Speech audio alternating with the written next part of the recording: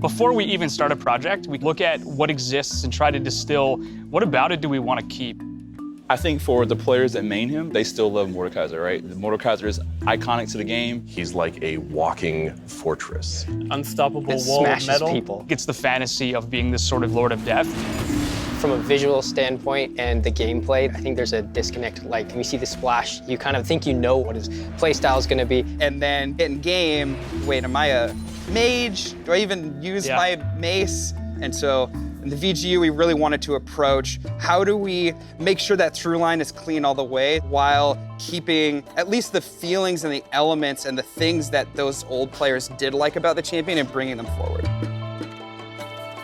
So when we pick a champion that we're ready to do a VGU on, we assemble a team that's a designer, a writer or narrative, and an artist that we call DNA. The DNA pod sits down and talks about like, how do we take the old pizza feet Mordekaiser and make him look like a modern champion, but still immediately recognizable as Mordekaiser. We really wanted to focus on the fact that he is this indomitable warlord who's able to crush his enemies and capture their soul for his own purposes. This was sort of an earlier stage, just trying to figure out the shape of Mordekaiser, what was the key visual motifs. And that's where we came up with the idea of making it like architecture. We looked at his entire kit very, very closely to see if there's anything we should bring forward, like the ultimate.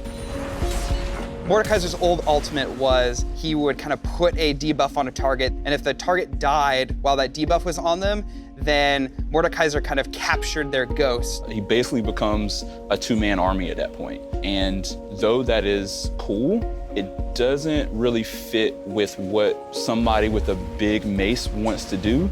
It still takes away from the thing that you want to do with him, which is to dominate people with Mordekaiser, not have Mordekaiser command someone else to dominate. Today, and then go through a skin. We did try to bring the ghost forward, and by try I mean we had it in for months and months. And at the end of the day, what we found was that the experience we were creating as a whole was sort of detrimented by having the ghost. So we ultimately decided that while it pained us greatly to remove it, that it would be better for the current kit to just not have that brought forward.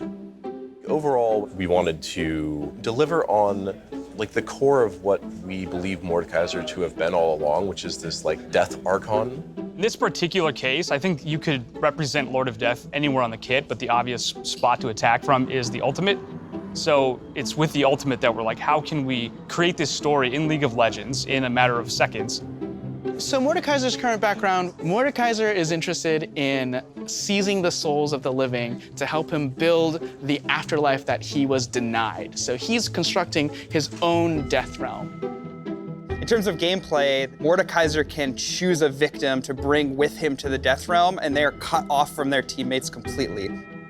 So the Death Realm is just another interaction layer of the game. So I can't see anybody in the Summoner's Rift layer, and no one in the Summoner's Rift layer can see me in the Death Realm layer. So now all of the things about using my teammates, getting knockups or heals or stuns or all that stuff is gone. It's me versus Mordekaiser, Mordekaiser versus me.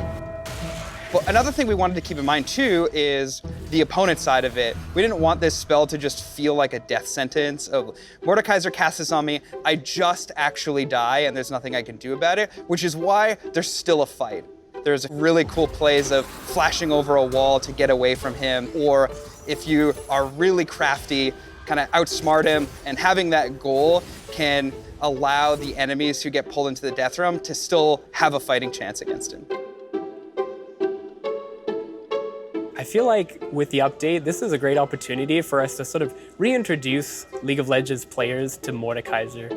And for the players out there who really, really like old Mordekaiser, my hope is that we have considered those players as much as we can, and that we have brought forward the best version of the champion that we can deliver to as many players as want to play it, like feeling like they get to be this Death Lord juggernaut. The power of the mace smashing their opponent, and then the ability with that ultimate to say to your opponent, there is no escape from Mordekaiser.